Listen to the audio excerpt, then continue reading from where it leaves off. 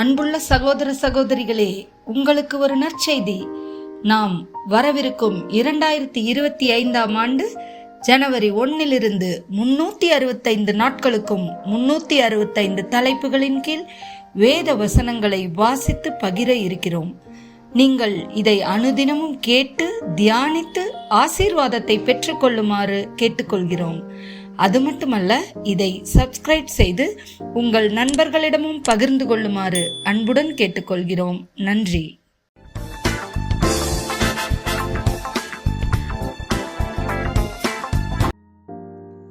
இன்று நாள் 127. தலைப்பு குடும்பம். ஆதியாகமம் 2:24. இதனிமித்தம் புருஷன் தன் தகப்பனையும் தன் தாயையும் விட்டு தன் மனைவியோடே இசைந்திருப்பான், அவர்கள் ஒரே மாம்சமாய் இருப்பார்கள். நீதிமொழிகள் 22:6.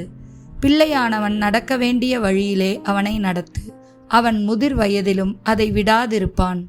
சங்கீதம் 127, 3-5 வரை. நீங்கள் அதிகாலையில் எழுந்து நேரப்பட வேளையிலே தரித்து வருத்தத்தின் அப்பத்தை சாப்பிடுகிறதும் விருதா.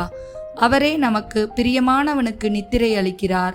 இதோ பிள்ளைகள் கர்த்தரால் வரும் சுதந்திரம், கர்ப்பத்தின் கனி அவரால் கிடைக்கும் பலன். வால வயதின் குமாரர் பலவான் கையிலுள்ள அம்புகளுக்கு ஒப்பாய் இருக்கிறார்கள். அவைகளால் தன் அம்பரா துணியை நிரப்பின புருஷன் பாக்கியவான். அவர்கள் நாணமடையாமல் ஒளிமுக வாசலில் சத்துருக்களோடே பேசுவார்கள். உபாகமம் 4:9-10. ஓரேபிலே உன் தேவனாகிய கர்த்தருக்கு முன்பாக நீ நிற்கும்போது கர்த்தர் என்னை நோக்கி, ஜனங்களை என்னிடத்தில் கூடிவரச் செய்து என் வார்த்தைகளை அவர்கள் கேட்கும்படி பண்ணுவேன்.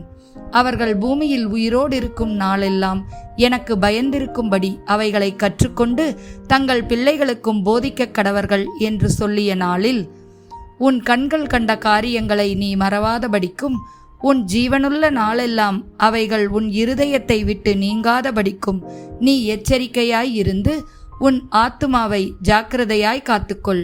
அவைகளை உன் பிள்ளைகளுக்கும் உன் பிள்ளைகளின் பிள்ளைகளுக்கும் அறிவிக்க கடவாய். எபேசியர் 6:1-4 வரை. பிள்ளைகளே, உங்கள் பெற்றோருக்கு கர்த்தருக்குள் கீழ்ப்படியுங்கள், இது நியாயம். உனக்கு நன்மை உண்டாயிருப்பதற்கும் பூமியிலே வாழ்நாள் நீடித்திருப்பதற்கும் உன் தகப்பனையும் உன் தாயையும் கனம் பண்ணுவாயாக என்பதே வாக்குத்தத்தமுள்ள முதலாம் கற்பனையாய் இருக்கிறது. பிதாக்களே, நீங்களும் உங்கள் பிள்ளைகளை கோபப்படுத்தாமல் கர்த்தருக்கேற்ற சிற்சையிலும் போதனையிலும் அவர்களை வளர்ப்பீர்களாக.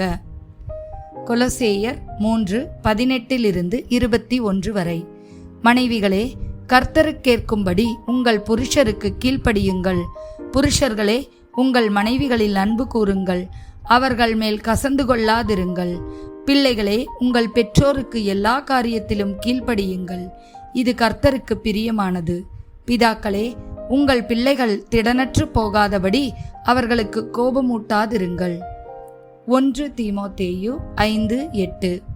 ஒருவன் தன் சொந்த ஜனங்களையும் விசேஷமாக தன் வீட்டாரையும் விசாரியாமல் போனால் அவன் விசுவாசத்தை மறுதலித்தவனும் அவிசுவாசியிலும் கெட்டவனுமாயிருப்பான்.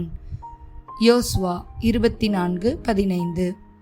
கர்த்தரை சேவிக்கிறது உங்கள் பார்வைக்கு ஆகாததாய் கண்டால் பின்ன யாரை சேவிப்பீர்கள் என்று இன்று தெரிந்து கொள்ளுங்கள். நதிக்கு அப்புறத்தில் உங்கள் பிதாக்கள் சேவித்த தேவர்களை சேவிப்பீர்களோ? நீங்கள் வாசம் பண்ணுகிற தேசத்து குடிகளாகிய எமோரியரின் தேவர்களை சேவிப்பீர்களோ? நானும் என் வீட்டாருமோ வென்றால் கர்த்தரையே சேவிப்போம் என்றான். 2 சாமுவேல் 6:20.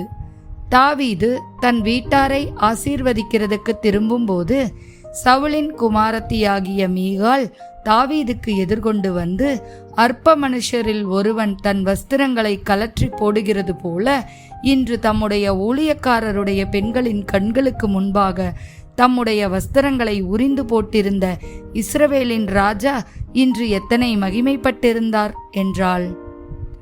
ஆமென்.